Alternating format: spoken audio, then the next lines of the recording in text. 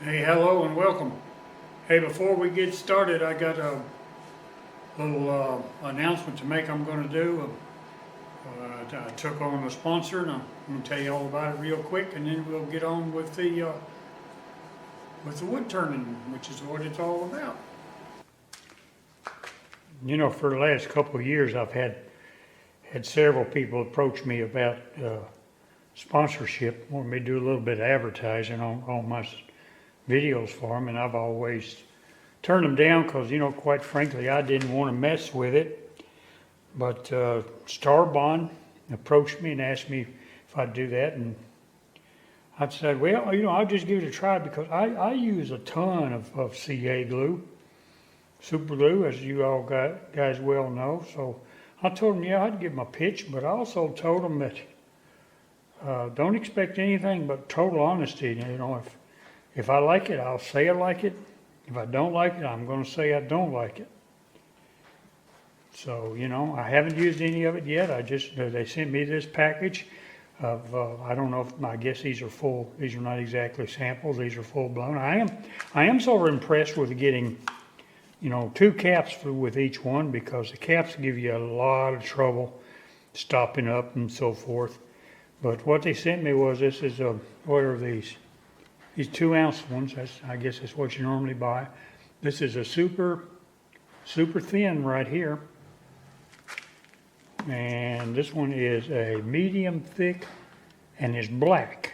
I'm interested in trying that. I think that could be real interesting there. Maybe, you know, make the cracks look a little better. And then this one is this is a medium and it's brown.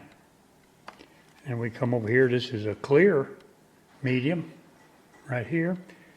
And this one is a gap filler thick. So I've got those, and then a can of accelerator. That'll last me a long time because I don't like using accelerator, but you know, if I get in a hurry and I want something to stick together real quick is when I use it. But as far as, you know, saving time, I don't use it for that reason. So there you are, and I'll put a link to it in the description. I'll try to remember to do that. And you know, supposedly I may make a nickel or two when you buy it through by using my link. But as I use it, the next video I do after this one, because this one's already done. So as I use it, I'll comment on, you know, what I think about it. And you can trust me, because a nickel or two here and there doesn't mean that much to me. But a good product in us turners' hands means a lot to me, because, you know, sometimes you can get a real sorry product. And as you say, you get what you pay for. I don't even know what this stuff costs. I'm getting ready to go look it up and see. I hope it's competitive. So there you are. Take a look at it. I'll catch you later. Hello and welcome. Hey, look what I got. I'm going to call this a baby beaver. You can see why. It's smaller than the original. It's thicker and it's about as heavy. A guy at the Wood Turning Club makes these, and he has several of them made, and I'm trying to buy them from him to resell. Here's a handle that was on it. I didn't like it. It was too short. Couldn't handle it very well. So I made this handle out of pear, and I'm going to show you how I made this. So stay tuned, and we're going to possibly sell these. And if I do, it's going to be to my subscribers only, until such point as the subscribers are no longer buying, and maybe we'll branch out and maybe we won't. Who knows? Well, I went ahead and welded 2 more inches on that tang. I'm sure the 2.5 inch tang would be plenty, but if I decide to sell them, and if you decide to buy one, when you build your handle, which is, I'm not going to sell handles, I would suggest very strongly that you use, for your ferrule, that you use something fairly beefy and not a piece of that old thin copper. Now, I don't really see this If you use good wood, I don't see a problem. It's just me. I'm a very aggressive turner, and I just feel better. All right, what are we going to do now? Well, what we're going to do now, and I always do this first, is I always drill my 1/2-inch hole first. I like doing it that way. I don't know if it's totally necessary, but that is the way I do it. So first thing I'm going to do, and I drill it from the headstock in. So let me get the camera over there where you can see what I'm doing. So I'm going to put the Jacob's chuck in the drive end, right here. And it doesn't hurt to give it a whack. You have to use your knockout to get it out. You know, that's just the way it is. And then of course I'm going to use 1/2-inch drill bit. And I'm going to drill the whole shank out. This total now, total tang now is 4.5 inches. So I'm gonna build there. I'm gonna drill just a little over that. You can see the drill bit is just a hair longer. So I'm gonna drill all that. Okay, what I'm gonna do now is I will take my piece of wood that's 19-inch long, and I shall get this out of my way before I knock it over. Put the drive center in this end, right here, and I shall beat up everything while I'm doing it. There we go.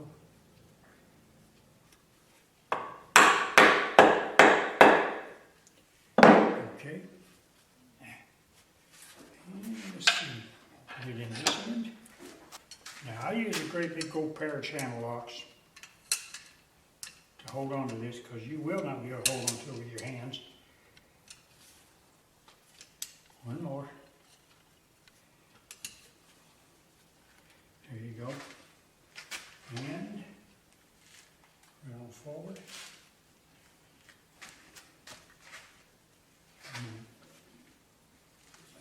There it is. Come down to this end.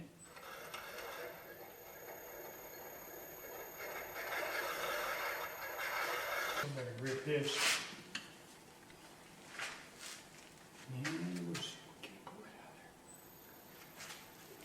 there. There we go.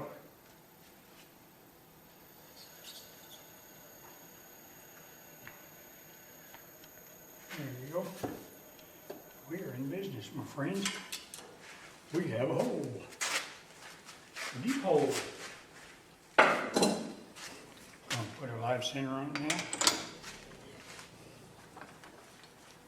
There we are. Going to this end. And we'll bring this up to you. And we know our hole is there, and you know it's center. And there's no way of getting around it. You're in business. And you also know that by having that there, or this in there, there's no way that this is going to come off on you.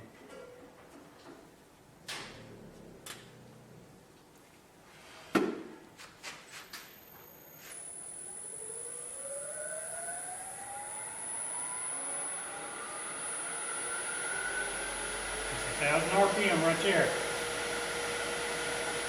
Right where I like to turn. You probably couldn't do it. I wouldn't do it if I hadn't done what I did here. I mean, I just wouldn't.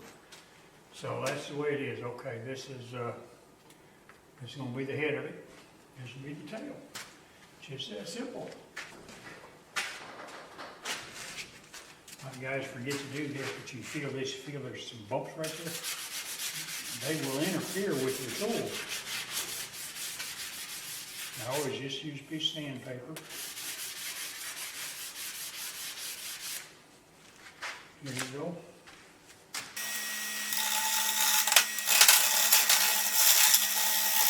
I'm going to go ahead and whittle this down right here, get it the size of that, and get the whole thing down just a little bit more, and put a sort of knot here. And I'm gonna come back here with my, I'm gonna use this steel for a ferrule. A little overkill, but I'd rather overkill than underkill. And I'm gonna cut it for this and put sort of a ball thing here. And we're gonna do some burn lines and some scorching. Hang in there. Let's see what we got here. That looks good. You see if I still on center I am? Sometimes it'll drive your wrist down if you're not careful. So let's whirl it up and get this part done.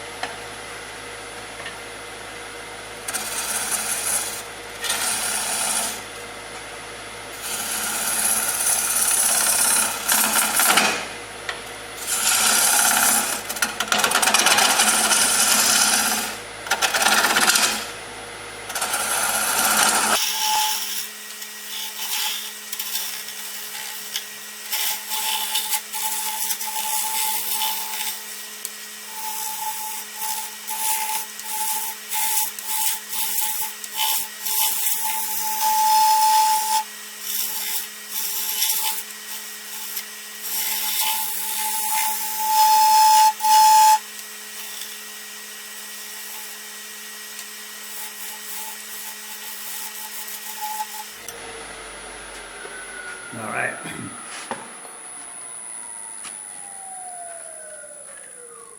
Ooh, Betsy. Ooh, that looks pretty good.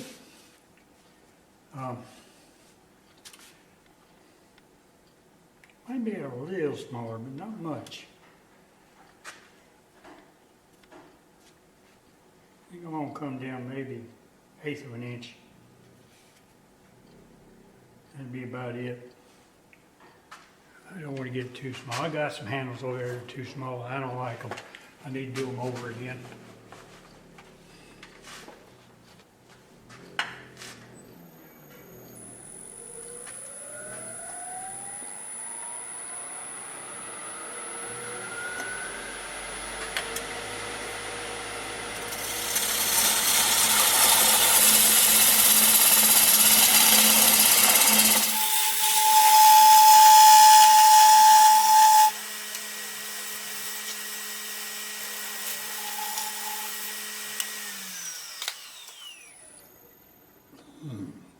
That don't even need sanding, my friends.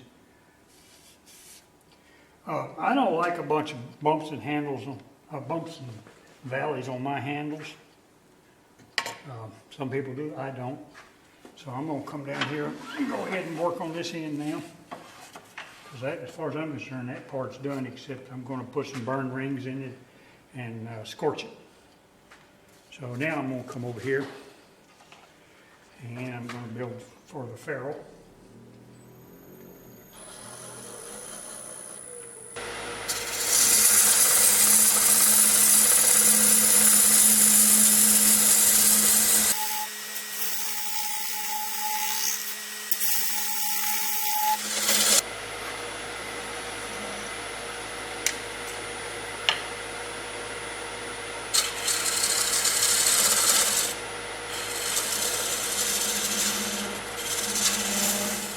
Yeah, I hope I didn't get it too small. If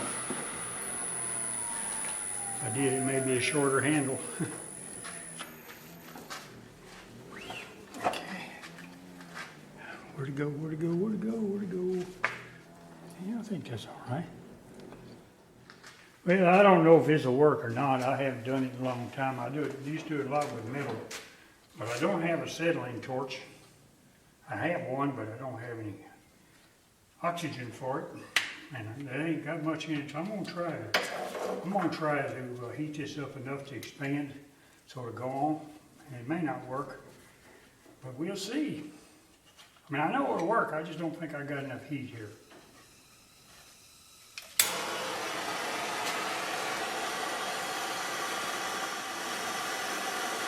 It may take a while too. Don't look like it's growing very much.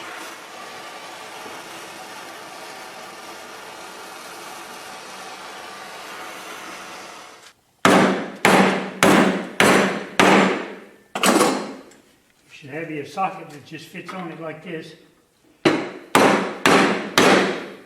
Drive it all the way down to the bottom. Here you go. Now I can guarantee you that ain't coming off.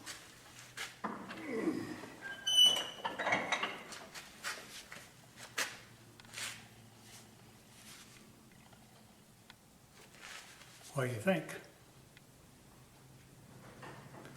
All right, get back on the lathe over here. Okay. Well, I'm gonna go ahead and cut this down now. I'm gonna leave a little high part here, and then this is gonna be straight. And now I'm gonna put some burn places in it. And let's see. This does not need sanding, but I probably will anyway after I do the burn places. And I'm gonna scorch it a little bit to bring out the grain. It will seal it. All right, that is basically it right there. Except I'm going to come in here with, decide where I want the burn rings to be. And to start those, I'll use a point tool.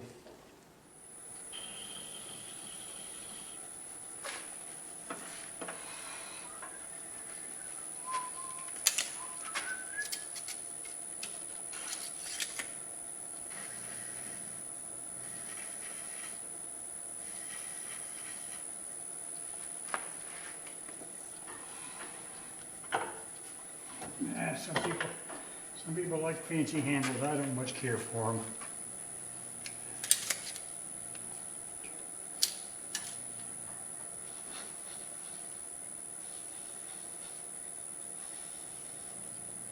And a single one right there. How's that?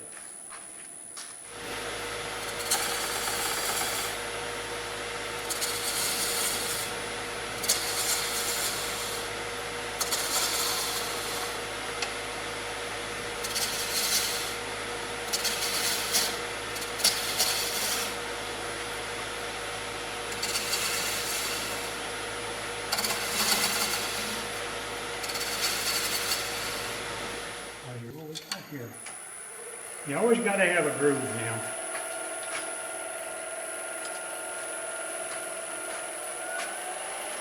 And it don't burn real well at low speed. That ought to work.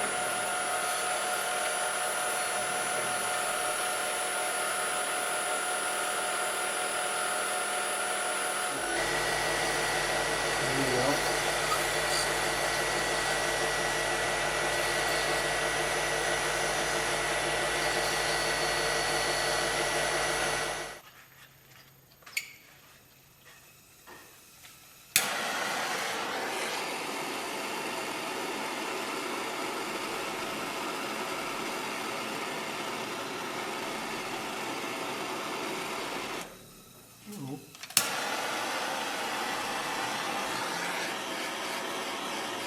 Actually, works better without turning it.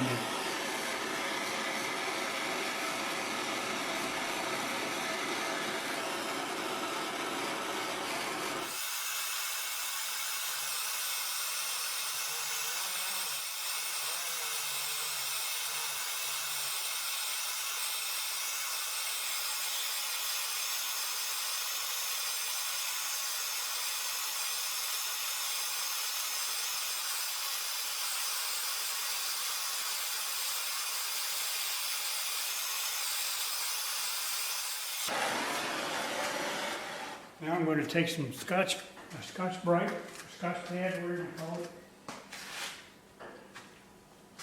and rub it down, then we'll blow it off and put some sealer on it, and we'll almost be done. I already get it. Time you put the sealer on and do that with the sealer, it'll be good to go. All right, let's see what we got here. Still pretty warm. It's pretty smooth. All right, I'll be back in a little bit. It has cooled down now. I'm gonna go ahead and put a couple coats of sealer on it. I done blowed it off, got all the dust off of it. We'll see what it's gonna look like. I think it's gonna be sort of pretty. I'm not much into pretty handles. I could care less what they look like, but some other people do. As long as they're functional is all that matters to me.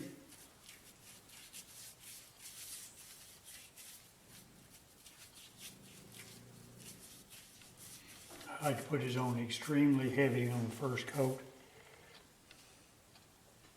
Well, I put it on heavy on all the coats. Stuff's not that expensive, and it does so much better if you really slop it on, rather than just taking a towel and smearing it on the top like I see a lot of guys do. It's got to soak in. I mean, that's just all it is to it. If it don't soak in, it don't work so good. And I always wipe it down, the excess off the top, because it dries like that. And I don't care if it dries that way in those grooves.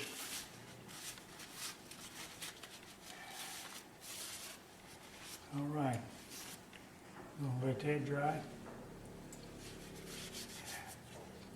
See, I can't get it out of them anyway. Plus, do it real slow, and I ain't gonna do that. It's just a handle. All right, be back in a few minutes, put another one on it, and then I'll hit it with a Scotch pad, and then I'll put some of the polyacrylic on it. And we'll epoxy the tool in and clean up the rear end of it, and we'll be done. All right, it's the next morning. I'm getting ready to take this thing off and sand this end down and that one. And what I'm going to do is I'm going to run the drill bit in again. Then I'm going to drill a small hole at the end of where this hole is, so that when I push the tool in, the epoxy will have a place to go. Okay, I'm just going to hit it very lightly with this. I'm not trying to make it dull or nothing. I'm just, in case it's got any little high spots, sometimes it does. Here's my typical beer can, and I've got some 30-minute epoxy, and I'm going to mix up some. Got my paper towel ready, and we're going to glue this bad boy in. Shouldn't take too awful much.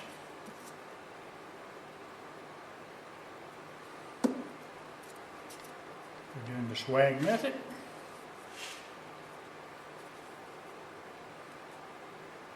Y'all don't know, that's called a scientific wild-ass guess. That looks pretty good to me. And we'll mix it up a little bit here. You don't have to mix this like you would casting epoxy. All you got to do is get them together. They don't seem to have that problem. Well, here's a close-up of both of them.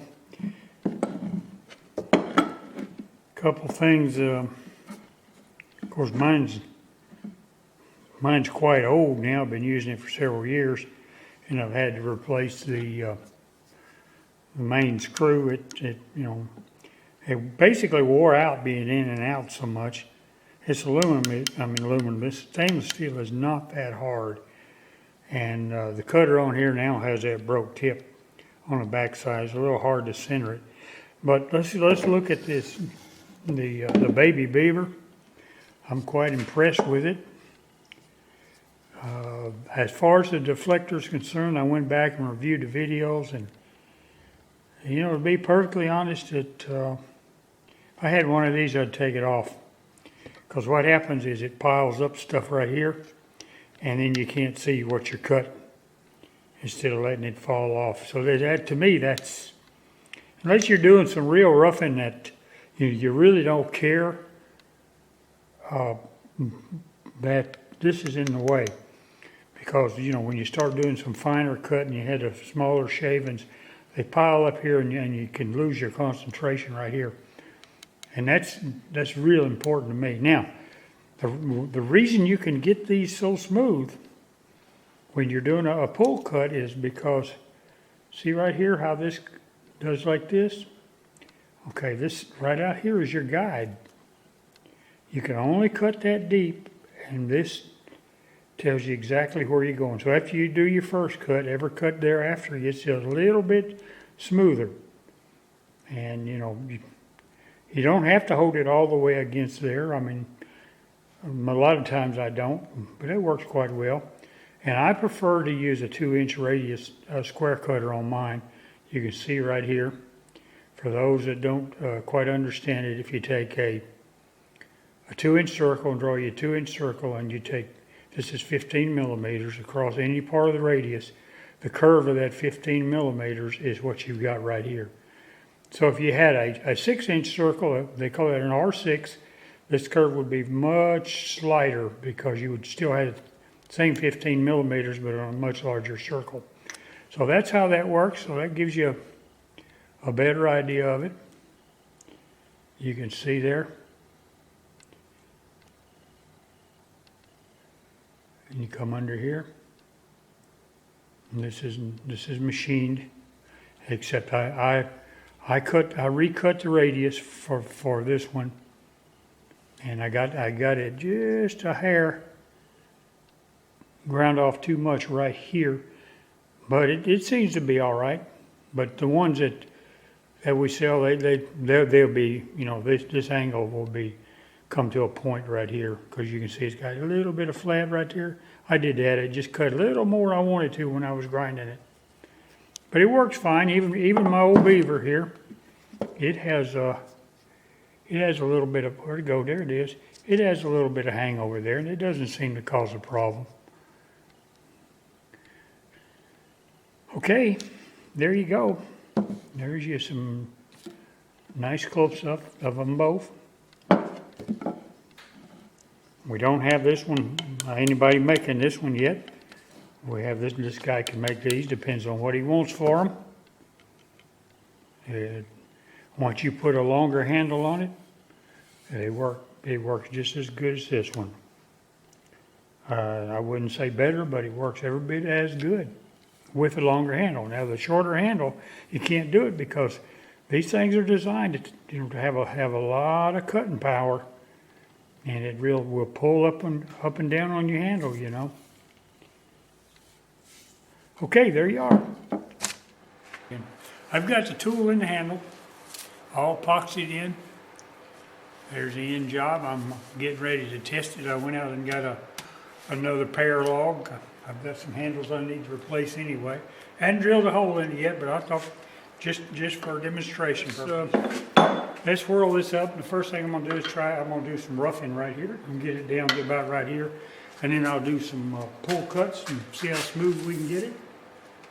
So let's whirl it up and see what we got.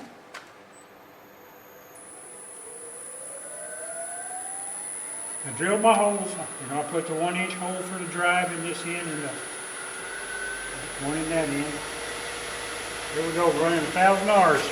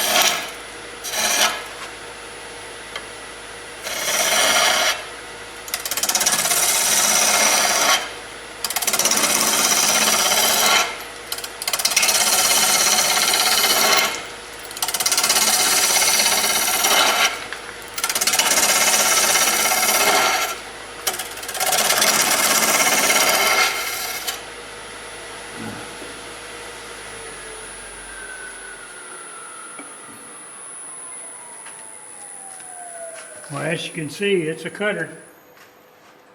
And it's cutting, that's one cut right there. That's a good ½ inch or more. I'm just gonna go ahead and do it down to here, and then we'll come back and we'll smooth the whole thing out.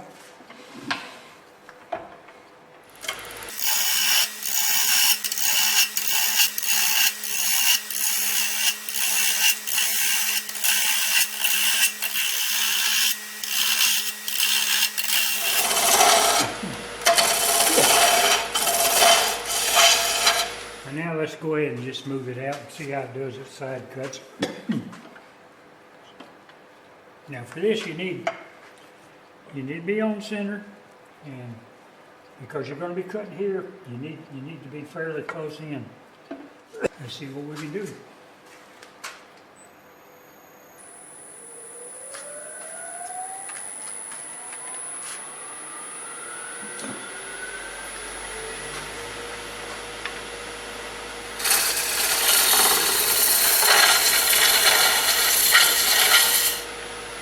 Wrong one.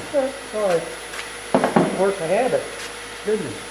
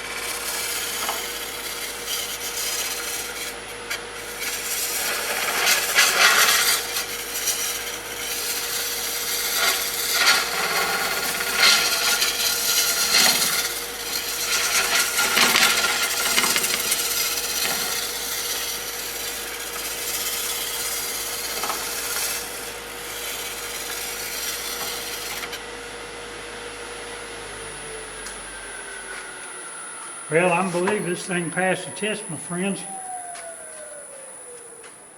Let's look here real good. I wasn't as careful as I could have been, but it's, you can see, there's my dirty glove, you can see. Let's go ahead and get those out just for grins.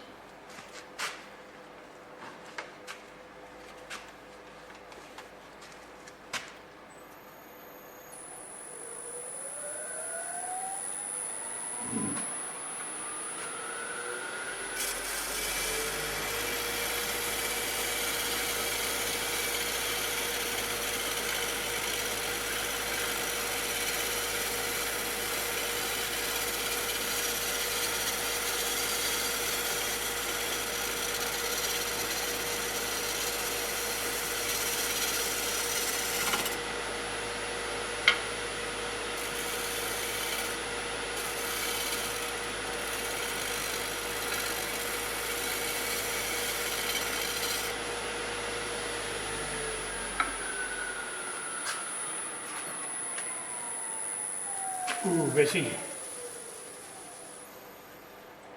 Yeah, still got a few, but it's better. There's nothing sandpaper can't handle in a heartbeat. Or you might want him to leave it like that. It is a handle, you know. Now, anyway, here's the deal. I'm going to try to work out a deal with the guy, you know. If he's reasonable, maybe we'll have a deal. If we don't, if he doesn't, we won't. But he says he's got 20 of them, so it's going to be first come, first served. I'll let you know the price. I'm only going to sell them in the United States unless somebody outside the United States wants one and is willing to do whatever it takes for the shipping and whatever they call that other stuff. I have no idea how to do it. That's the reason I'm not messing with it. I know it's more expensive. My plan right now is to cover shipping in the United States as part of the price. And like I said before, you'll get the head, you'll get a cutter or screw and deflector. And the radius will be recut. And we'll have 2.5 inch tang. And that's it. And I guess we'll figure it out on how to, pay for them on the website and all that kind of stuff. So there you are, the little Beaver. Maybe we'll get the big Beaver going later. thank you, and if you like this, subscribe and give me a like, and like I always say, call your mama, and I will catch you on the rebound.